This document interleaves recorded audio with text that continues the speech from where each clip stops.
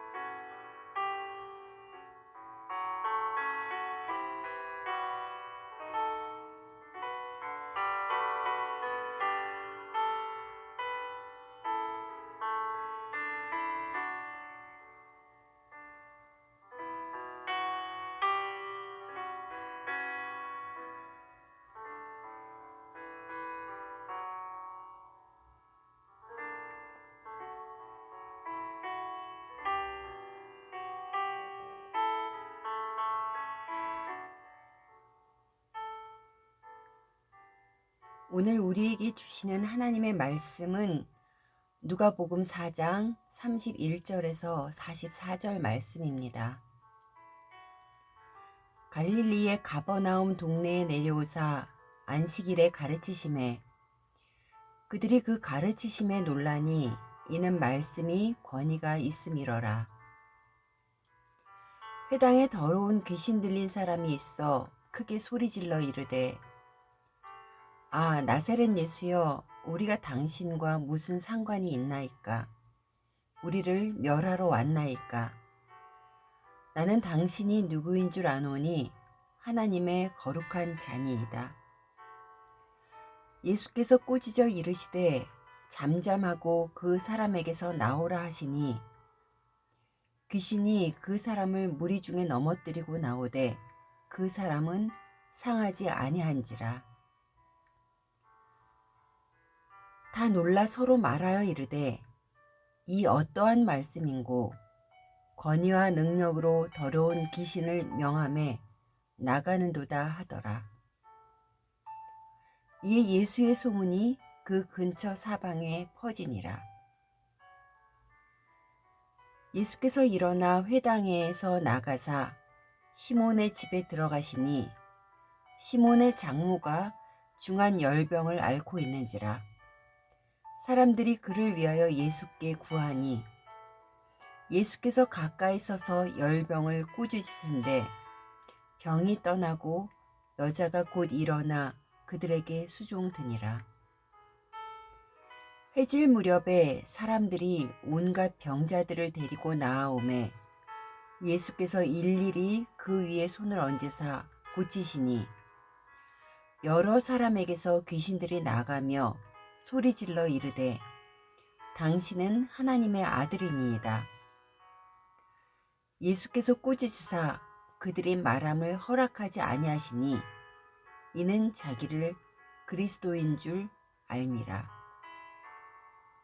날이 밝음에 예수께서 나오사 한적한 곳에 가시니 무리가 찾다가 만나서 자기들에게서 떠나시지 못하게 만류하려 하매 예수께서 이르시되 내가 다른 동네에서도 하나님의 나라 복음을 전하여야 하리니 이 일을 위해 보내심을 받았노라 하시고 갈릴리 여러 회당에서 전도하시더라.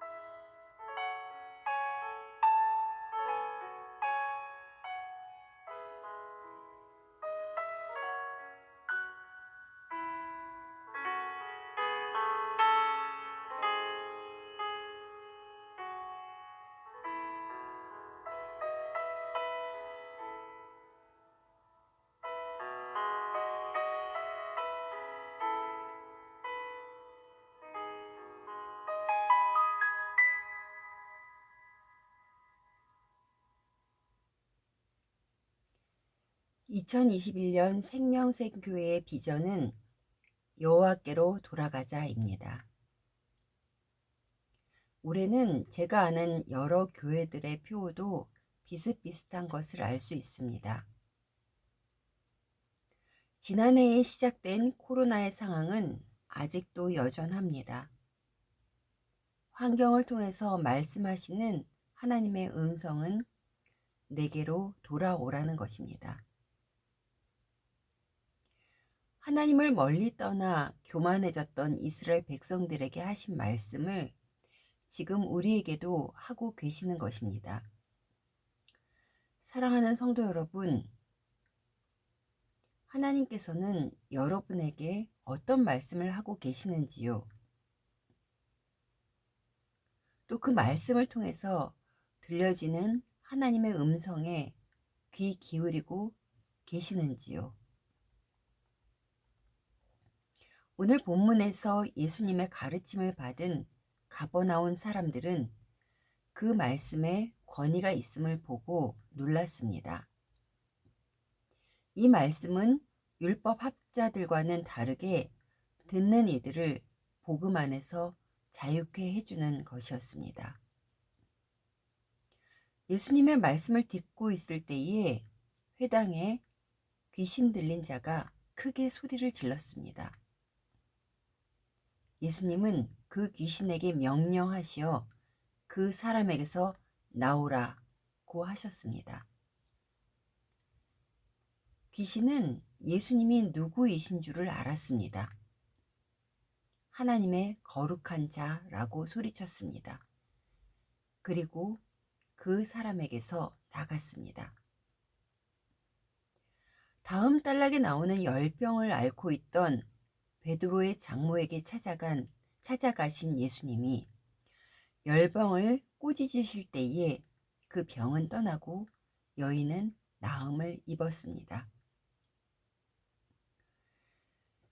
예수님은 이렇게 예수님의 공생의 기간 동안에 가난한 자, 병든 자, 귀신에 사로잡힌 자들에게 복음을 전하시고 자유케 하셨습니다. 우리도 복음으로 자유케 된 자들입니다.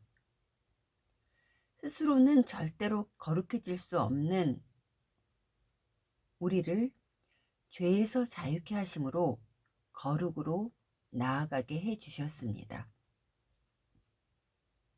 그럼에도 불구하고 세상으로 향하는 우리의 눈과 귀는 세상으로 향하면 향할수록 거룩으로부터 멀어지게 만드는 때가 많습니다. 사랑하는 성도 여러분, 여러분의 눈과 귀는 얼마나 세상을 향해 있으십니까? 하나님의 말씀으로 날마다 무장하지 않는다면, 날마다 기도의 자리를 찾아서 앉지 않는다면, 사단은 여러분도 모르는 사이에 야금야금 여러분의 눈과 귀를 가로채어 세상을 향해 조금씩 나아가게 할 것입니다. 아무도 떠나게 하지 못한 귀신에게 명령하셔서 떠나게 하신 예수님. 그리고 그 권위와 능력을 알아보는 귀신.